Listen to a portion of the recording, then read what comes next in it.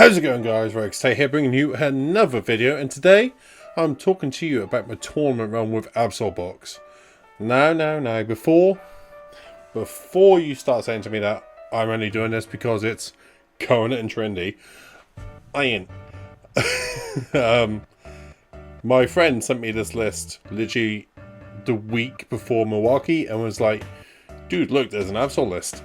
And I was like, huh, I like Absol. So I decided that I'm going to play this list.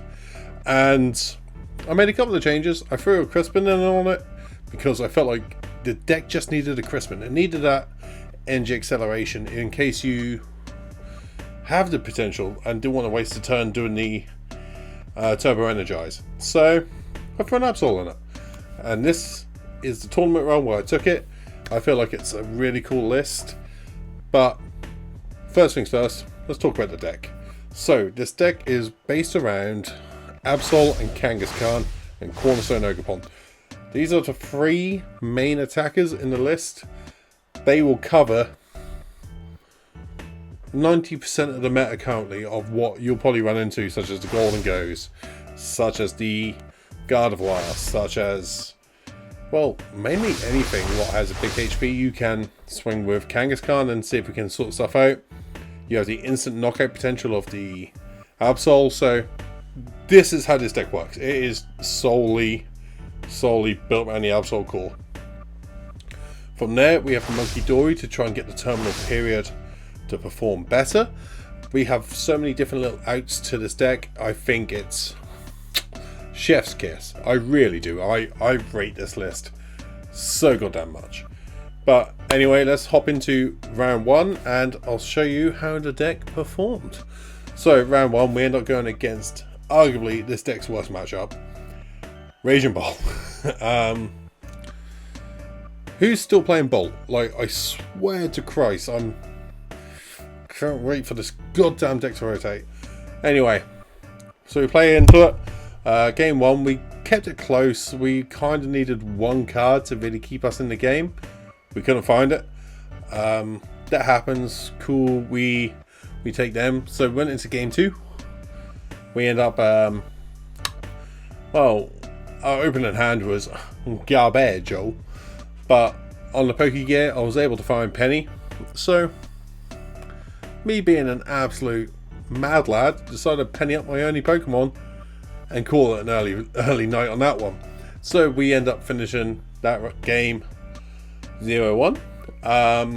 Yeah, so we're going to the next round with a loss. We've only got 3 rounds in this tournament as well, so wasn't looking good. I didn't have confidence in the Absol deck, but by God, I was riding it all the way to the bank. Let's put it that way.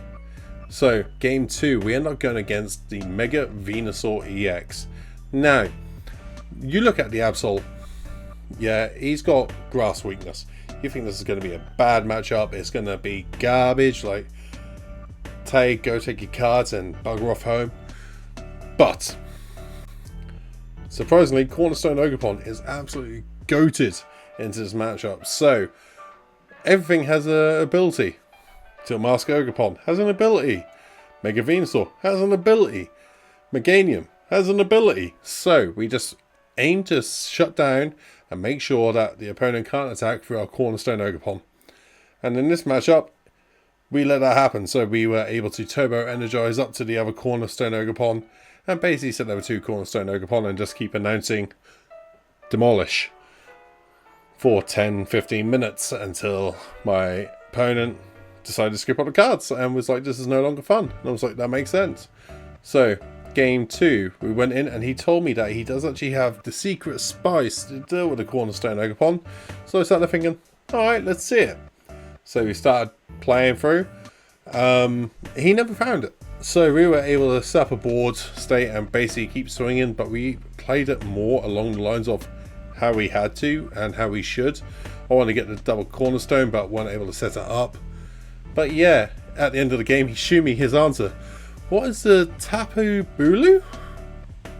Yeah, it swings stupid numbers and deals with what you would expect it to deal with. So, cool little tech and a cool basic. So, definitely a card to watch out for in these Mega Venusaur decks. I do like the tech. going into game 3. So game 3, we end up playing against one of our new locals who's actually playing really well recently. So shout out Matt, I don't know if you watch these videos, but dude, you've been smashing it recently. So with this list, he was playing his fabled Dragapult Zard. Once again, it was actually kind of a close game 1. Was able to answer a lot of the outs with the Munkidoris, moving damage over and just taking the instant knockouts for Terminal Period. What is still going to be one of the funniest attack names I keep saying this year. And basically we just kept on top of the play, so I was able to use the Absol to look at the hand, take cards out, get rid of them, and basically control the pace of the game. It was a really quite a simple play, and that's how we done it. Game 2, Matt had an absolutely terrible start, and we had to rip the Pokégear to try and find a Crispin. I knew that card would come in clutch into the setup. So I went and found the Crispin, attached 2 energy to the Absol, and we swung, and that was it.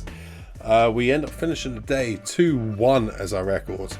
I think we end up finishing 3rd or 4th? 3rd. I want to say 3rd. But yeah, the deck was absolutely stunning. I am a big Absol fan. If you can't tell by the many Absols I have. So I'm just happy to have a really good Absol card in the meta currently. But yeah, guys, let me know what Pokemon you wish had a really good card, and leave it in the comments down below. But for now, thank you all for watching, and I'll catch all you fine as beautiful people later. Peace out, guys. Bye.